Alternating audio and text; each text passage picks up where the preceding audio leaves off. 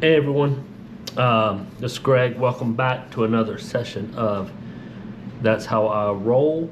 I am going to two objectives today. The first one is I didn't like the way that the adventure ended with Shireen last time because of two reasons. I really didn't feel like it finished in a way. And again, as you know in my videos, part of it is session playing, but it's also just kind of me walking through these ideas, because that's really kind of the purpose of my channel as well, is to give people, to let people see the nuts and bolts, the wrong ways, the right ways, how you can change your mind, and how your thing just doesn't have to be perfect, right? We don't edit anything. I don't do anything of that nature. Probably should, maybe, I don't know, but I just like to keep it all in. So when people just see it, they'll say, hey, that's just how it really is. And so I finished this last session. I put it up. I've been thinking about it. We got to record a round table. I hope you guys enjoy that. We're going to do some more of those. And I think one of the things we're also going to look at is doing a duo play, which I think will be pretty neat. But anyway,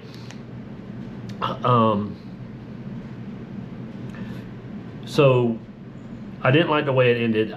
So if you remember last session, Shireen went into, I'm starting this new thing where she's kind of on her own adventures. And so the adventure I rolled up, she had to bypass the witch into Mirkwood, and she had to confront Decay. So she goes into this the Mirkwood, trying to make it through, and she made it all the way through until she got to right here. And then she met up with this magical vermin, which was this giant rat who had been, I had used the monster tables in the book, and I had generated this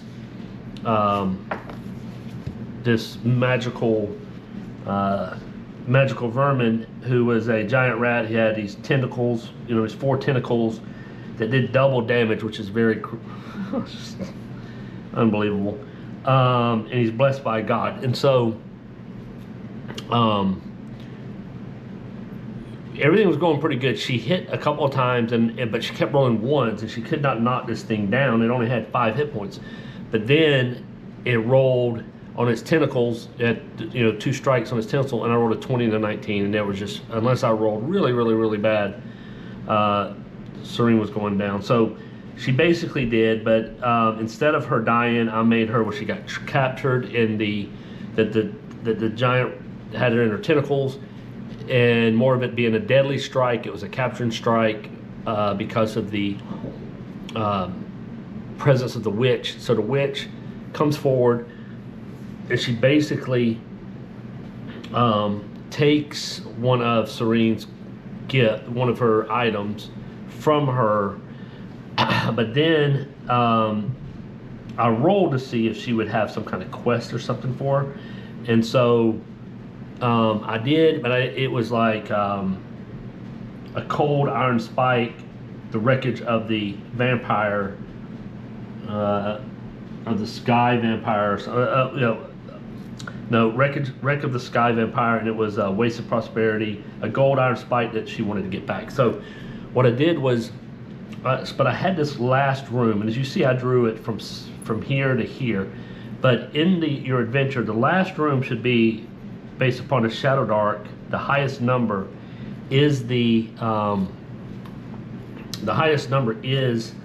where the objective is supposed to be. So I was sitting and I thought about this, and another reasons why it took me a while to get another episode up and for us to do the other part was I lost my internet for like 7 days, and kept going in and out, and every time I tried to do something, it wouldn't. It was causing me problems. So anyway, gave me a lot of time to think, and so today's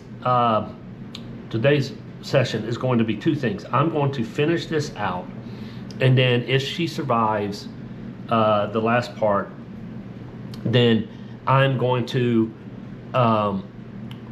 show you. I'm working on a different way to build a world, and so if you saw in my other videos, the beginning of my videos, I did I was showing you how to build a world, right? So I have this design kit, and I showed you guys how to build a city. Really, it's for solo or gameplay. If you have a group, you know, if you want, like, hey, I don't have a place to play, I want this little world, but I don't want to go buy these settings. Don't want to rehash all that. I just want to say, so I built this world, and I hired Ironbridge, and I had all these people, and it was great, and I got some good adventures out of it.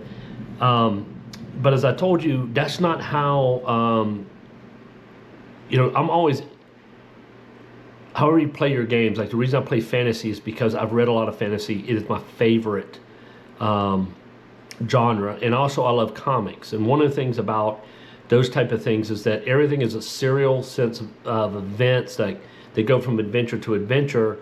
And even though they're all in the same world, they're in different places. And I like that a little bit better than keeping my characters down.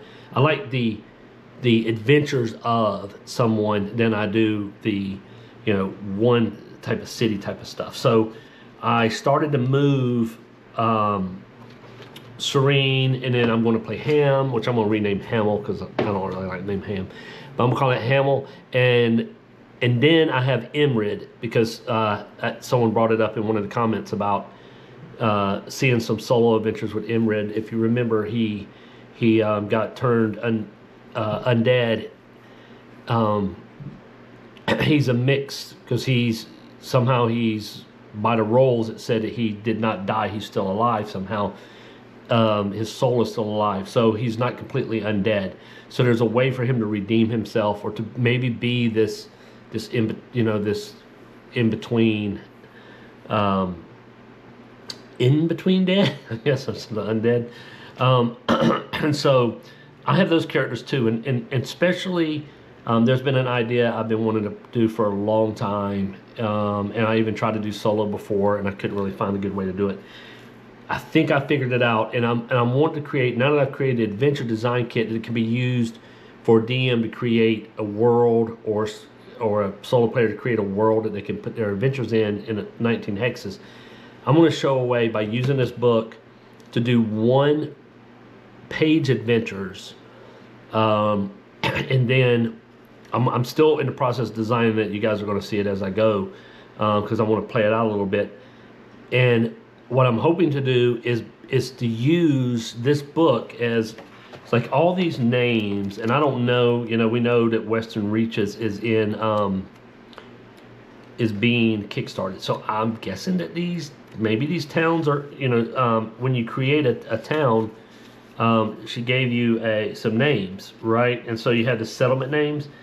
I don't know if all these places are going to be in her world. But it really doesn't matter.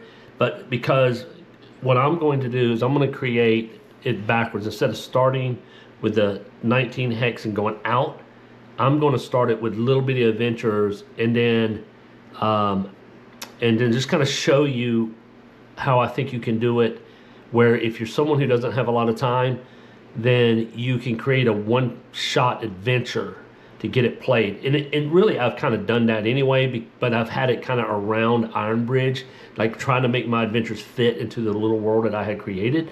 This is going to be where I have these little adventures, and they're going to take place in a larger world, but I don't even know what that larger world looks like. I'm going to let it kind of come to life through my solo adventures. It's the same thing that Robert E. Howard did with Conan, because that's how he wrote all these short stories, and then he kind of had a world, like he knew, you know, he had his world, of course, his setting, and he just put Conan in different places. You know, in fact, the first Conan story, spoilers, he's a king already. And so then he goes back and he tells tales of different parts of his life on different parts of the world. That's what I really desire to do. And so I've already done the part of how to create a session, how to create a world. Those 4 videos are there. And so now I'm just continuing with my solo game, and that's what I'm going to do. So I'm going to start with Shireen, and I'm going to finish this adventure. And then if she survives, we're going to go to the next one. And I'm going to use this new idea that I'm coming up with for a one-page adventure. And I think I think it goes perfect with this journal that I got from Death Finger, Todd Pickens created this.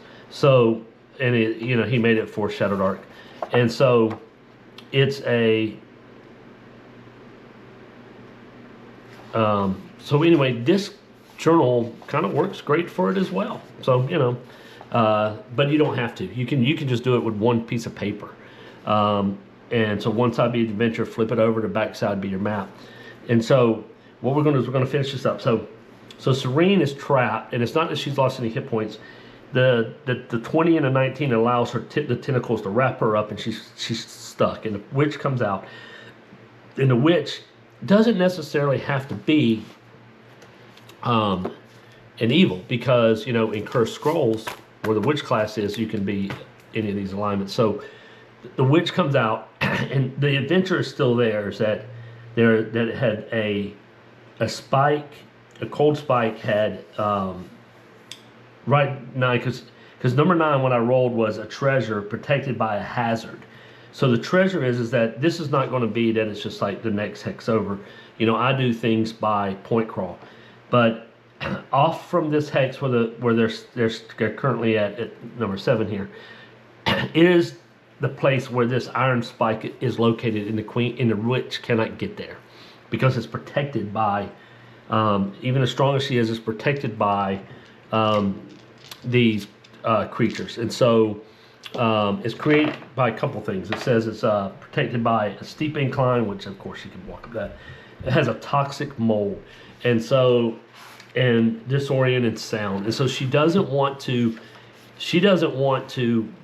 risk herself going up here into it. So she's got Shireen captured, and she's like, I will give you back. I rolled for wasted prosperity. I will give you back your cloak in your life, but I need this iron spike back. And it is up on this. It was stolen from me, and and it is in this wreckage of this sky vampire, this some kind of, because I'm not going to think too deeply on it, some kind of, maybe it's an ancient wreckage that belonged to a sky thing, and it's covered with this fungus and this mold, and it's a dangerous place, and she doesn't want to go to, and she's like, hey, go and retrieve this for me in this area, and I will give you back. So Shireen, she drops down, and she gets untangled by this giant rat with these tentacles flying everywhere.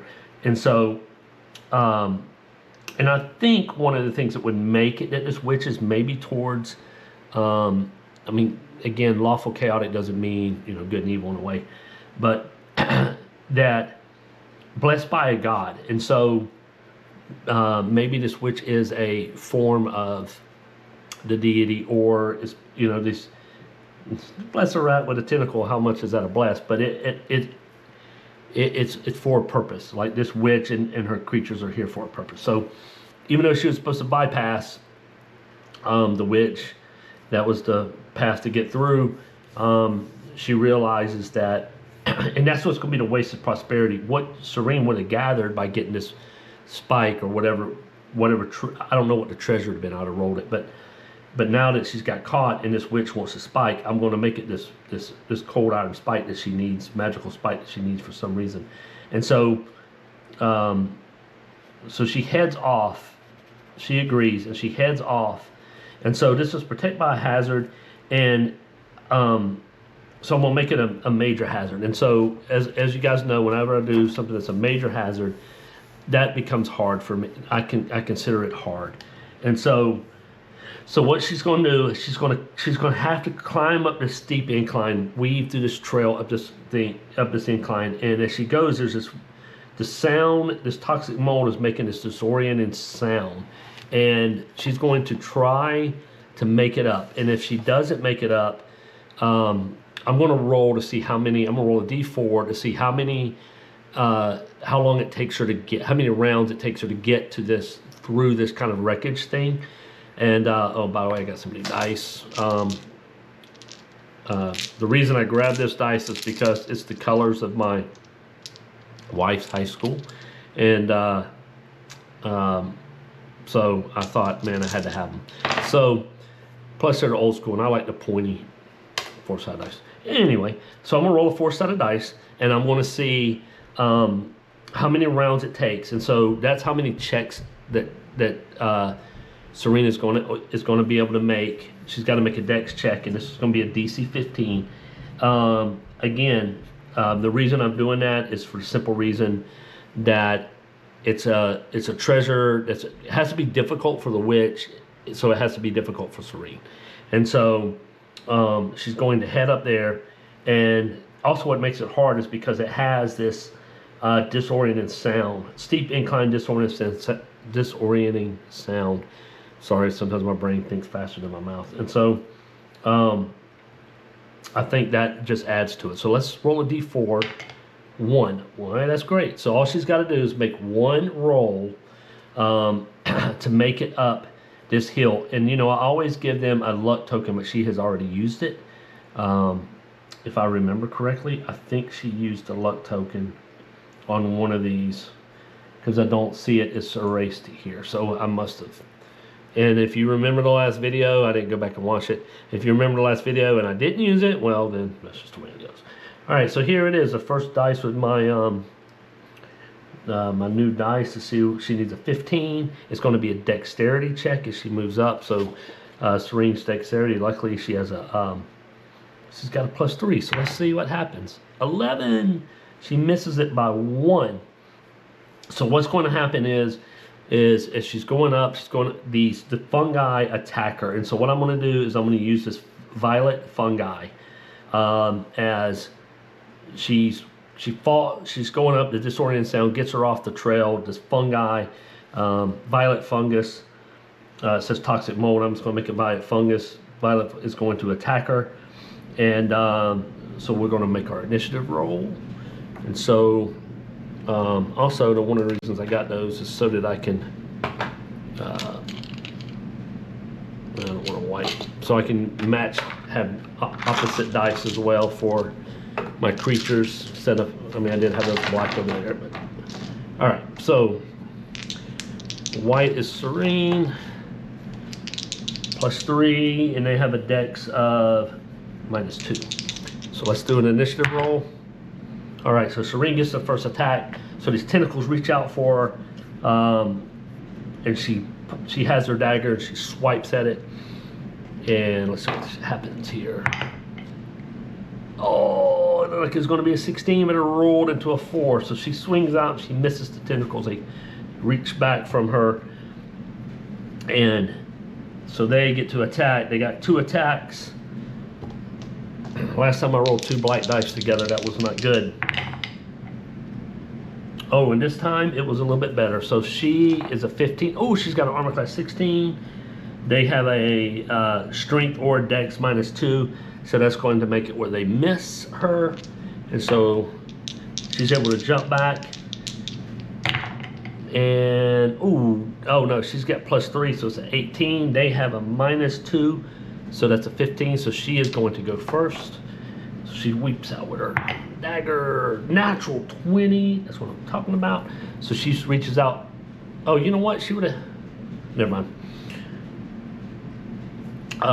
So she reaches out with her dagger +1. And she does 2 points of damage. My goodness, I could not roll. So this has an AC of 7. Well, that's easy to hit. Well, she would have hit on the first time. I wasn't paying much attention to her. I thought her armor class was higher. HP 9. So she would have hit because she rolled a 4. She has plus... no, she would have rolled a 5. Because dexterity is with issues in her bow. So it's 1 point of damage. Well, she does 2 points of damage, sorry. She's got a +1 weapon. What? Man, I would have killed me. I can remember. Oh no, she was using her bow last time. All right, so their attacks with the tentacles. Here we go. Dang, I rolled really well for them, but I missed because that rolls a 15, and this is a 12. With the tentacles, she jumps back, and -3 with strength. I'm just gonna make tentacles. So, oh wait a minute, it does say +0. So they would have hit. I don't know why I was thinking that. I play different games, so excuse me if my mind gets a little different. So let's see. They do 2 points of damage. That would mean they would hit last time too, so there's 4. So she's down to 3. So Shireen is down to 3. Because they would have hit last time. All right. Yep. All right. Initiative. Man, my combats have been terrible the last time, so they're going to attack again. Rolling these 2 dice together is not being. Look at there, a natural 20. So I think I might have my thing is that Shareen is going to go down because she has a 3. Yep, she's going to take 4 points of damage. So there goes Shareen, -1. So Shireen's adventure ends on the hillside of the Mirkwood. And that's just the way it is. I'm trying to see if there's anything that I did that would have made a difference. That I would have missed. She has armor class of 16. That it would have hit because the first roll was a 17. Our second roll was a 17. So and then it's a natural 20 with 2 tentacles, 1d4. Well then, that just shows you, I guess that solves one of my problems. That just goes to show you. So Shireen, the thief, who I've got to know and I really like, but that is the nature of ShadowDark. So, and it's a reason why that area was dangerous. So that's just the nature of ShadowDark. So Shireen is going to pass away on this hillside because I don't have, like I said, I'm almost positive I used her luck token on the last video. Did I? Yeah. I'm not going to go back and look. So there we go. So Shireen's final adventure is she dies on this hillside. The violet fungus gets her. It says in here, it's so sad when you lose a character, is it not? That it their whip-like roots decompose living flesh. So there you go. It was, well, no, it's a level 3, and she was fighting a level 3. So Shireen is no more. But if my characters ever come to the Mirkwood again, I will remember this. If they come to the Mirkwood again, there's a chance of them to find Shireen's leftover body, and that will make it where she is, because the Mirkwood is part of the world. So if I come back to the Mirkwood, I will remember that Shireen's body is here. So what I'm going to do then is I am going to pull one of my other characters, and that character, and I'm going to pull Hamill. And so Hamill is my, if you remember, it was Ham, the where's my, I don't know, I just had this thing, so cut it in half. Where is Ham?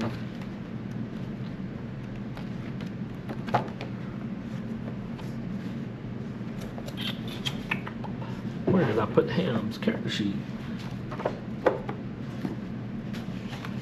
See, I'm leaving it on the screen just so that y'all can see that this guy doesn't know what the hell he's doing. Well, I'm just going to tell you, I was shocked to see that that she went down. So let me, well, it'll be right around here, and it should be in here because I had her character sheet and I cut it in half. See, when I tell you I play other games, it's Dragon Slayer, Karn, character sheet. Sometimes a lot of rules get all.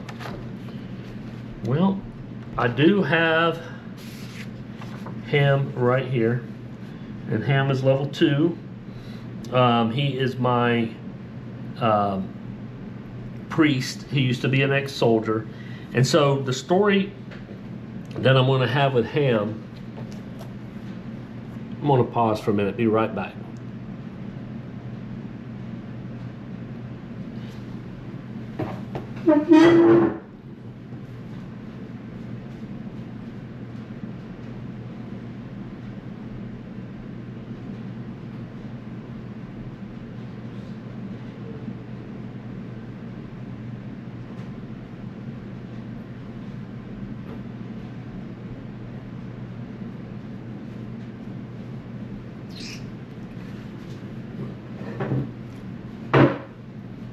Alright, well, I cannot find his character sheet, so I'm just going to go with what I have in this book.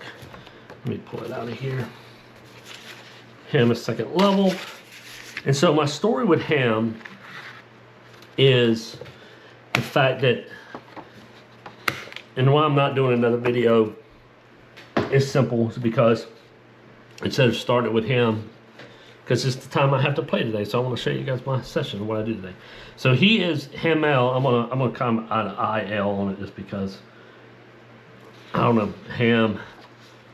I don't know. I think about a ham walk on his leg or whatever. Hamill, the halfling priest, and he's a priest of Madeira. And so one of the things that I have was looking when it comes to ShadowDark. I'm still a little depressed that I just saw Shareen. Man, I hate losing characters. No matter how many characters I've lost in my a zillion years. But anyway, they talk about the most well-known gods are listed here. The character may worship any deity or none. So, but what I want to do is that as part of Madeira, being the first manifestation of the law and who she is, that there are deities that are gods who are adjacent, that each race, because there's not like a halfling god or any here. So, but one of the halfling gods that I'm going to pull from another session, and I might really even name it something different, is that I like is the god for the halflings is Ugalan, and so. Ugalan was in the original Greyhawk, and I think they moved him over to Forgotten Realms or whatever. So I might even come up with a new name for him. I probably will. Probably won't name for him. So this manifestation of maybe it's Madeira or part of her pantheon is a halfling god who's calling from him. And Ugalan in the D&D lore is the god of death, grave. The death, grave, and the earth. And he's also known for his, the hound. He's called the hound, and he has this black hound that manifests with him. And his priests are called Grim Wardens. And I've always loved that name, and I've played other characters and other, most of my clerics, if I play a halfling, is a Grim Warden, because I like that name. And so, and one of the things and I think it's perfect for coming out of his story, because Hamill used to be a soldier. He was with Mill, and as you know, we lost Mill in the last adventure because we haven't seen Ham since then. And so Hamill decides, look at there, Hamill, I'll put them together. So he takes the name Hamill, but as his friend. That's a great way of doing it. So Hamill becomes for his friend, and he takes on this. He starts to get more as a priest. He starts getting more into his faith, and so this part of Madeira is going to be part of the pantheon. Is going to be this halfling god, and that god is calling him, and he calls him to a little ritual. And what the Grim Wardens do as part of their rituals is they pull out gems and stones and stuff, and they put them on the ground, and in darkness they dance around him, because he's a god of earth, right, and graves. And so, and Mill is also a halfling, so it just kind of makes sense that he starts gravitating towards this. And when he starts doing his exercise, his ritual, to become part of a Grim Warden, he gets as representative of him, of the halfling deity, is a hound. And so the only dogs that are in that I have found in here is the Mastiff.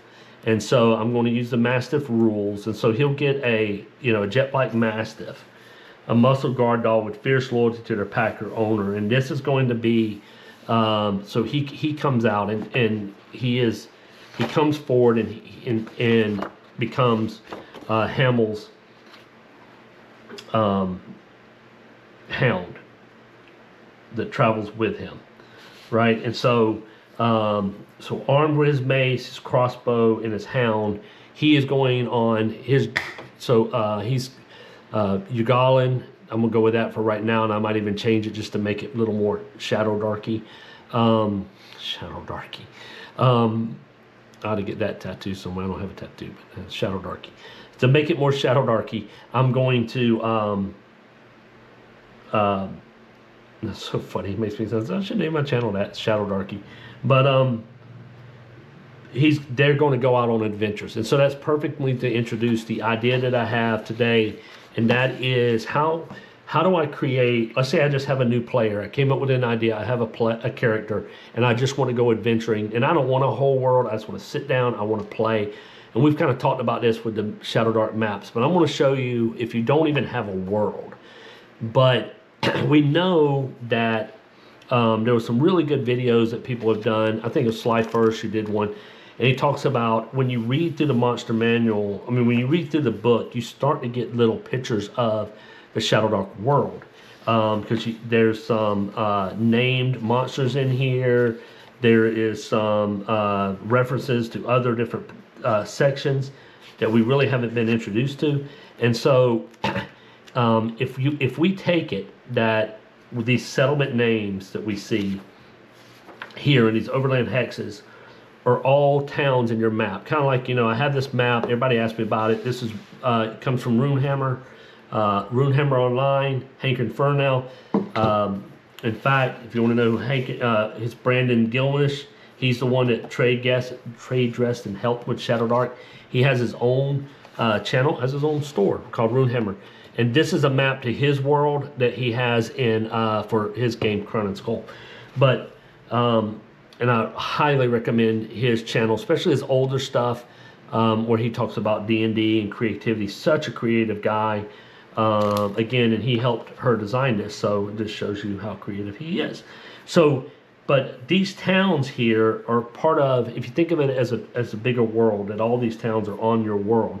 And so what you do is you just basically, you say, okay, I have my adventure. So what I want to do is I'm going to roll on the hex terrain map, right? So I'm going to get my 2d6 and I'm going to roll, and 8.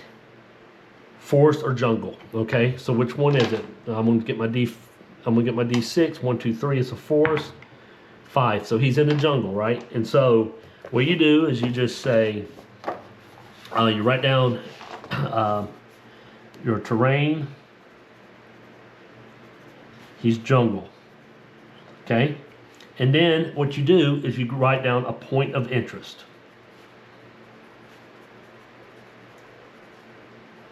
Okay, and this is because on here, where I had my adventure design kit, you would start at a town, and you would start at a main village, and that's where you go. Well, if you want to just say, where is my character? I want to start in the middle of the action, or without trying to do the whole thing. What you do is you roll on your point of interest. So it's a D20. It's a 17. It's a cave formation. So there's a cave formation. Okay. And the development, 16.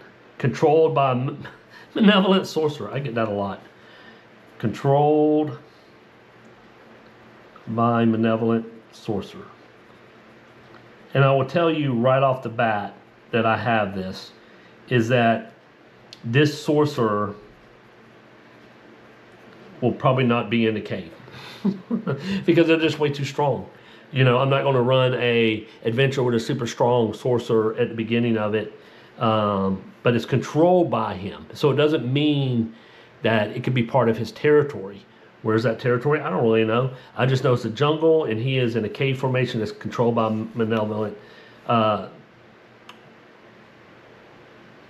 sorcerer. Okay, and so then, but if I don't want that adventure, I can also look at this. I can roll to the encounter chart here, right? So, because what I'm trying to do is I'm trying to sit here and I have a point of interest, and then I have the adventure.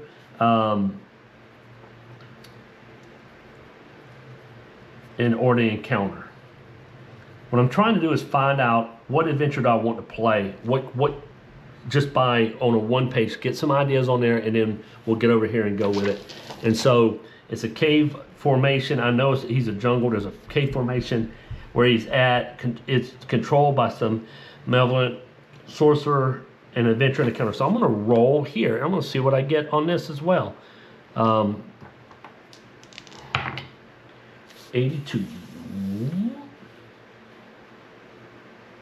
Okay, so in here, a wandering mushroom folk, mystic, offers healing salves.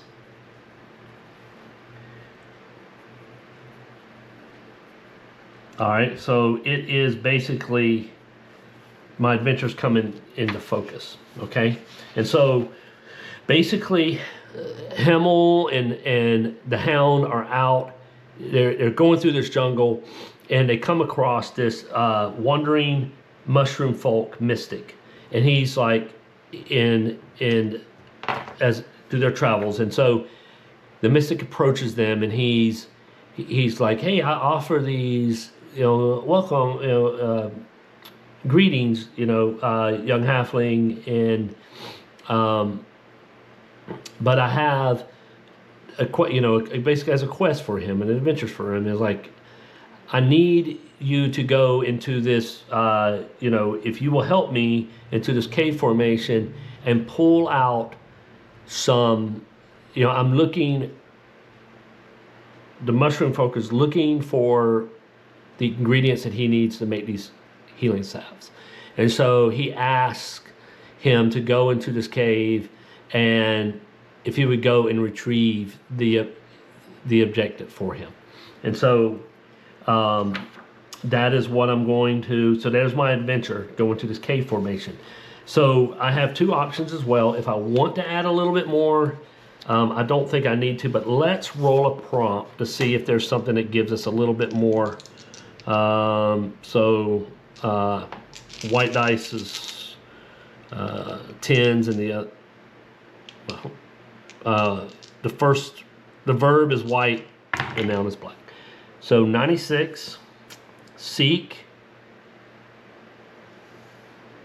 failure. Okay. And so I think that kind of feel basically that the mushroom folk has tried to get in here, and he has failed numerous times to get into this cave. Is controlled by something and he can't get through. Maybe it's because of being a mushroom folk. There's something about him that the magic repels him. So he seeks. He asks Hamill and to go into this cave and to help him so he can make these healing salves. And so that's where we're going to be with my adventure. And so all I have to do now, and I'm doing it kind of step by step, because I've seen a lot of people especially on the Discord, going, hey, how do I do all this stuff? So the next thing I'll do is I go back to my and create my map.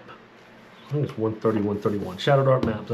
I'm starting to remember these things. So here I have my hex, and I like to use a hex crawl dungeon. So what size is it? So it's a D6. 1 is it's a 5-room dungeon. So we know it's a cave, so I don't have to worry about this type. So I'm going to roll, so I know it's 5, and so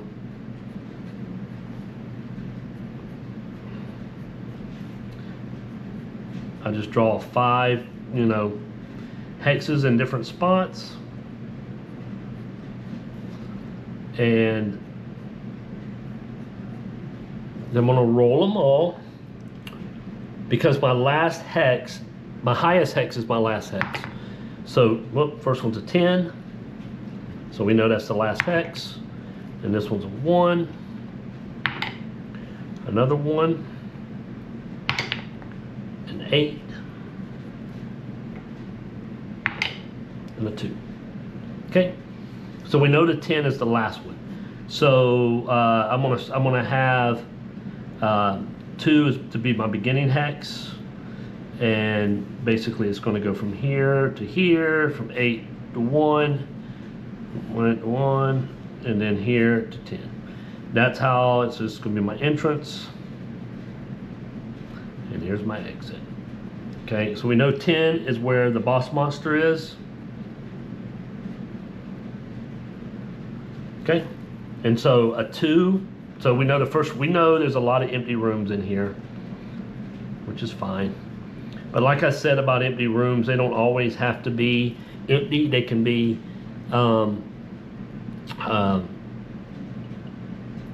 foreshadowing, right? But you can always put something in there. So 8 is going to be a major hazard.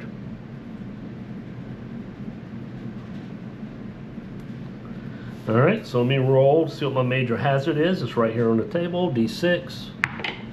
It's a drowning hazard. Makes sense. Well, don't make sense. I don't know. To me, it does with the caves. You know how the caves weave down in water and things of that nature. So, and then,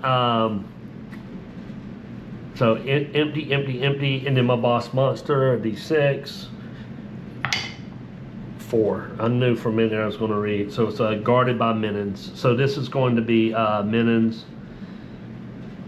And so to boss monsters guarded by minions, and this is going to be where it's going to be the treasure is going to be therefore guarded by minions. And so for a creature, for here now, you can do as a solo monster, you can do as a mob monster, or you could think, so it's a jungle. You can think of if there's a jungle monster. So you know what I'll do is I'll look in jungle, because I bet you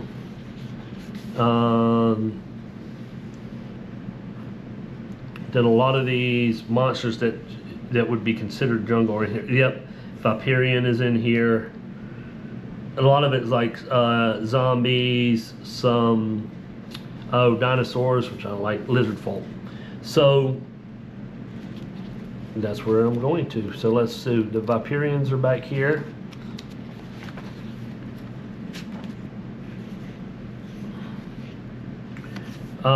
And this kind of makes sense as well, because if it's a Viperian, it's a fallen and scattered civilization snake people who built their blood-soaked dynasties with sorcery and cunning. Their descendants fight for the scraps of faded grandeur in the decaying ruins of forgotten cities. I like this idea because they do have a Vampirian wizard. So that would be that Vampirian wizard would definitely be, you know, my adventure says it's controlled by and they're chaotic and malevolent sorcerer. So this is going to be, and so the minions are what guards this. Lithe snake-headed people with cobra hoods and emerald green scales covering their bodies. All right, so he's going to go into the adventure, and so the first thing he's going to come to him and the dog is it will be a bridge that is covering a drowning hazard. So it's over a chasm that way down below is a underground river, and so, but it's a treacherous path. So they're going to and he does have 1, 2, 3, 4, 1, 2, 3, 1, 2, 3 spells. Let me double check. He went to second level. I don't know if I got his spell. Priest. He should have 3 spells.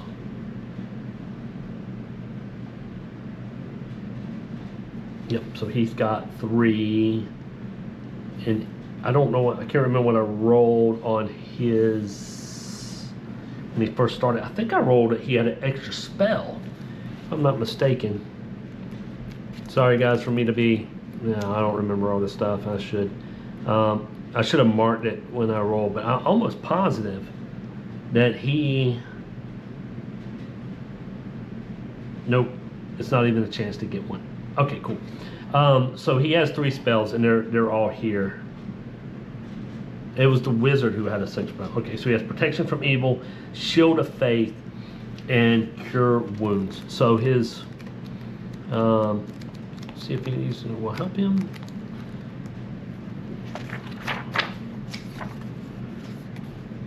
I wasn't planning on playing Hamill today. I was really planning on doing a second Shireen adventure, but since she died, so that gives me +2 duration for 5 rounds, and then protection from evil.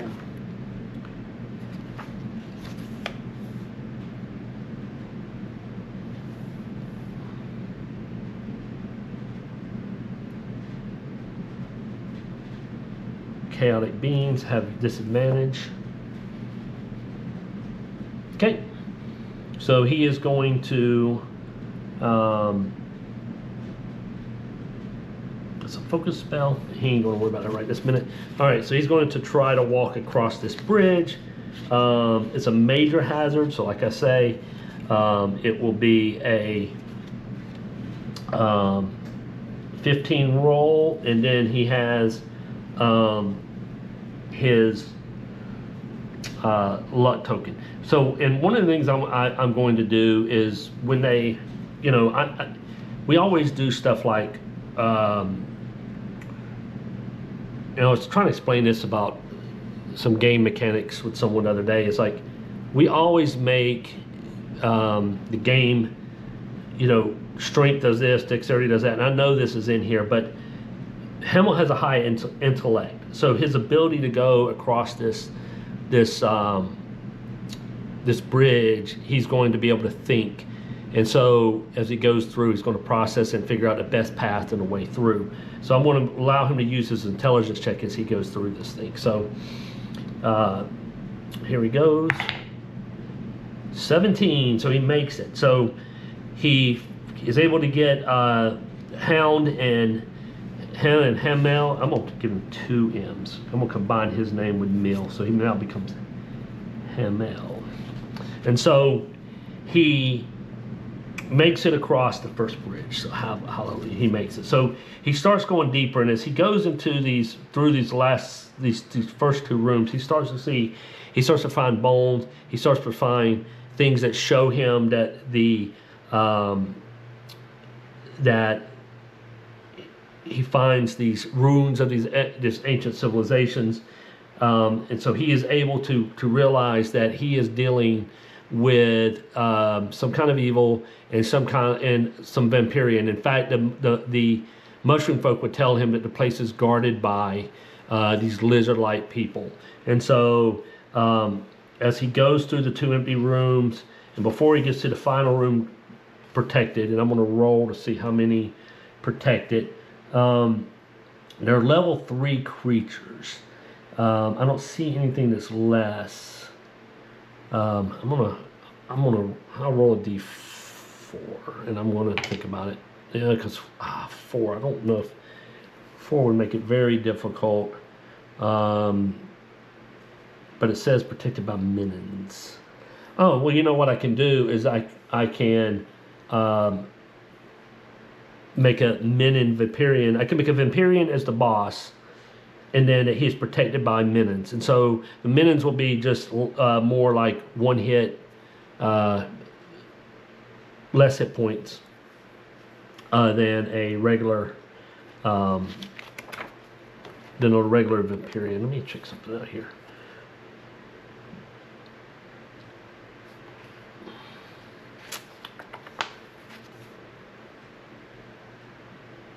Okay, so I can roll a d8, and that will just give me 2 2. So they all have, so the minions have 2 hit points. So I'm gonna make them to level 1s. And so, and then if he gets through them, there's a Vampirian who's the boss. And he's the level 3. So he'll be hit points 13. And they'll have an AC of 13. Dang, they're nasty. 2 attacks. A scimitar and 2 scimitars. Well, that's for him. He has a scimitar plus 2.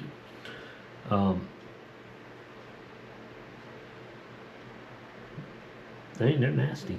Okay, so here we go. I might lose 2 characters today, but hey, that's ShadowDarky, right? So here we go. So he comes into the room, and before he does, he's going to try to cast. He's got a he's got a terrible armor class 11.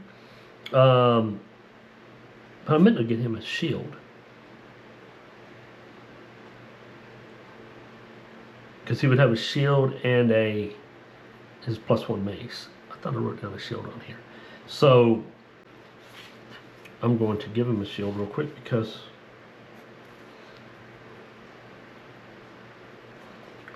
so 1, 2, 3, 4, 5, 6, 7, 8, 9, 10, 11. He needs iron spikes. No one needs iron spikes. So that will make give him a little bit better chance of 13. And then he has his Mastiff, who's not very strong. It's a young Mastiff pup. But I'm gonna allow, when he goes up, I'm gonna allow Hound to I know what he's going to do. Before he goes in, he's going to cast Shield of Faith on, no, that's on self. I bet protection's on self as well. Nope, close. Okay, so he's going to well, what's the focus? Dun, dun, dun, dun, dun, dun, dun, dun, dun, dun.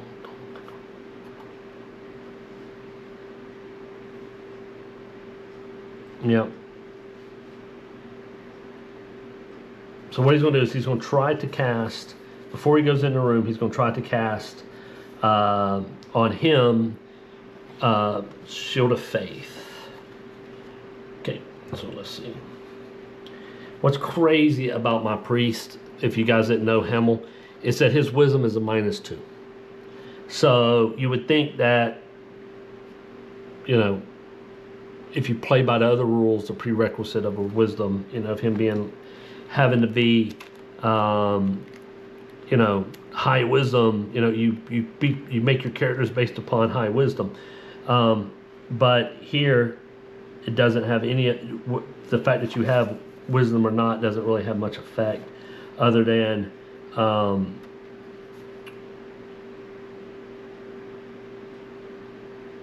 that, you know, you get to use it when you're casting your spells. So he's not the greatest. You know, priest, you know, you make a spell casting checks by rolling with your wisdom. He's not the greatest of priests. But hey, that's what makes the adventure. He wants to be one. Just because he doesn't have the skills right now doesn't mean he makes it. So he's going to try to cast a spell. He does not cast, so he loses Shield of Faith. But then he's going to try to cast on himself Protection from Evil. A 10, nope. So he does loses both the spells. Okay, all right. Like I said, he's not the greatest.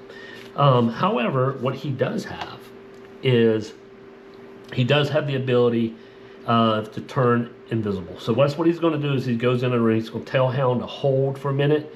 He's going to turn invisible. He's going to sneak forward with his crossbow. And so he's going to get a coming out of the break. He's going to see him in the room. He's going to shoot his crossbow. So let's see what happens here. He's got no pluses. 3. He shoots his crossbow. He becomes visible, and the arrow misses. And so here comes combat time, and so we'll see what happens. Oh, I can't even read. That was 8, and a 7, so they will go first. So they will go across. I'm going to say that they were far. So they have javelins. So they're going to launch their javelins at him. This is probably not going to be a long fight, fellas. I shouldn't make it. 1 hit. 2, 3 javelins hit.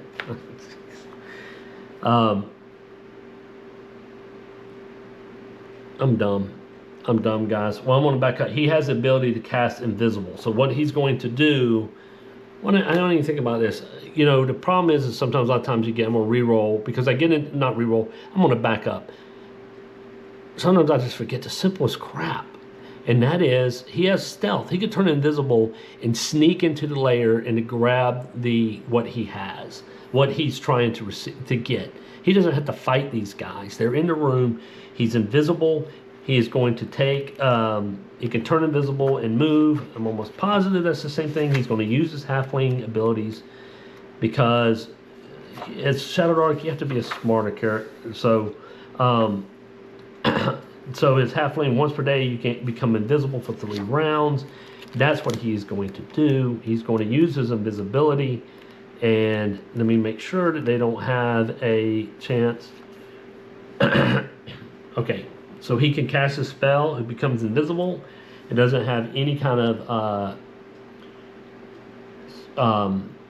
what I'll do is I'll give them a chance to see if they perceive that he is there. And then we'll go from that. And so I'm just going to make 1 roll. See if they can. 1. They do not perceive him to be there. So he goes in. He knows what he needs to get because the mushroom folk, the mystic told him what it looks like. He sneaks in there. He grabs what he needs to run, which is perfect for a hobbit and a halfling anyway. He goes in there. He grabs these. He grabs what he needs, and he leaves. And with the 1, they do not even know he is there. He's able to get in and get out. And so that makes it a whole... I don't know why I thought about it. He's invisible, and I'm sitting there going, oh, he can attack. I don't know why it is, but even for an old school player like myself, that knows that not everything has to be combat. And so, being an idiot, I almost got my character killed. So... he goes, he makes it back out. He returns to the mystic, and the mystic gives him some healing salves.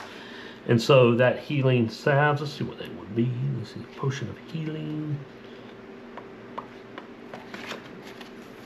Okay, so what it's going to be is I'm going to roll on a level, it's 1 through 10. So I'm going to roll a D10 to find out what level it is that he gives him. Number 1, I'm going to say how many he gives them, and what level they're going to be. 2, which is fine. They're level 2, 1d6 hit points, which is great, and he gives them 2 of them. So he gets 2 potions of healing.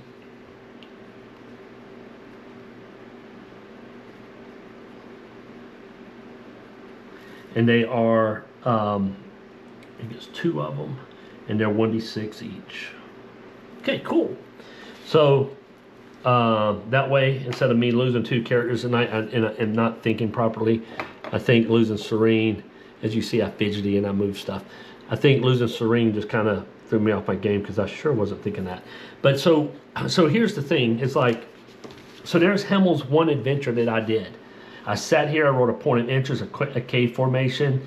It's run by this Vampirian sorcerer, basically, because it's and then I roll an encounter, and I just find. So why is he here? Why is he in his jungle? He's just traveling through the world. He ends up in this terrain. Here's his adventure. I rolled up an adventure map, and there could have been a whole lot of different things I could have rolled. I mean, and so the beauty of this book is that whatever terrain you roll, you have an encounter table that you can roll. And if I would have rolled a city, So let's just say I would have rolled a city. I would have rolled a city. I would have went to the, let's say I would have rolled, because they're on here. Let's say I would have rolled a village. I would have rolled the village name, okay? Then I would have just rolled for one district in the village, because I know it's a D3, D4. I would have rolled, I would have picked a D4. I would have rolled one district. I would have found, let's say I wrote an artisan district. I would have rolled here, got 1 point of interest, and I would have created one NPC. And that NPC, okay, then I could have done one or two things. I could have run an artisan district. Then I could have rolled an encounter in here. And that means that he is in this town, he is in this district, here's an encounter. If I want to create an adventure out of this town, then I would have just rolled artisan. I would have rolled one NPC. I would have created one NPC and had that NPC as the patron who's going to send him on an adventure. Then I would have went to the adventure map here, and I would have created an adventure that would have came out of that town. You see what I'm saying? So like, let's say I rolled a town. I rolled Ironbridge. They were in Ironbridge. I rolled a district. So that's what I'm going to do going forward. I am going to, in this book from, and in fact, I'm going to keep using this one, but it's got the session notes, because if I wanted to, I could have done the plan, what's the character's name, and then some notes on the session. But the reason I didn't is because I want to use these two, because I'm thinking about generating a one-page adventure sheet. So it would be one page would have the ability to write in your terrain, your point of interest, your adventure, and encounter. You don't even need the sheet. I'm going to create one just because I like to have things like that. Maybe I might just use this book. Or if you have a journal and you want to sit down and you're like, one page is, that what I like about this journal is it has the hex and it has a dot grid. So if you wanted to, you could draw a dot dungeon. You could have rolled the initial, how she rolls them and they land, and then you draw, and you could have just drew a dungeon with all the, and I might even do that as well. I might flip back and forth between these two pages, where here I'll draw a regular dungeon, or I'll do my hex map way. I like the point crawl. That's just the way I am, but sometimes they're a little different. So anyway, so that's the way I'm going to go forward with my sessions. Is I'm just going to play, and I'm calling this the Grim Warden Chronicles. That's going to be the name of my adventures with Hamill. And also what I want to do is I'm going to do for each adventure is, instead of sitting there trying to figure out treasure and using the experience points in the book, like, okay, oh, how many, he got two potions. So, I can look at the experience, and it would tell me, he got, is it fine armor, bag of gold, 2 normal, give him like 2. But what I'm going to do, just to make it a little bit easier so I can move along as well, I'm going to take it, because I'm not going to do the carousing rules, I'm going to take a D10. On every adventure, I'm going to roll a D10, and that's how many experience points he gets. So to get to level 3, he's got to get to 20 experience points. So I'm going to roll. Each one is going to give him a 10. So for this adventure, he got 10 experience points. That's the way I'm going to do it. I'm going to do a D10, D10 adventure, D10 points per adventure, experience points. And then that way it just keeps it flowing for me. But yeah, so there it is. There's tonight.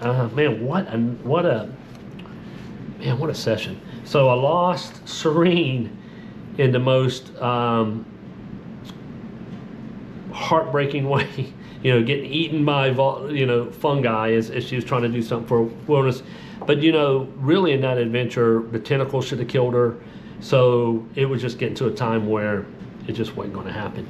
So, but like I said, the Mirkwood is part of the adventure. So if my character ends up in he rolls that adventure that says go into the Mirkwood. Now, guess what? He has a chance to find her corpse to be a further adventure if I want it to be.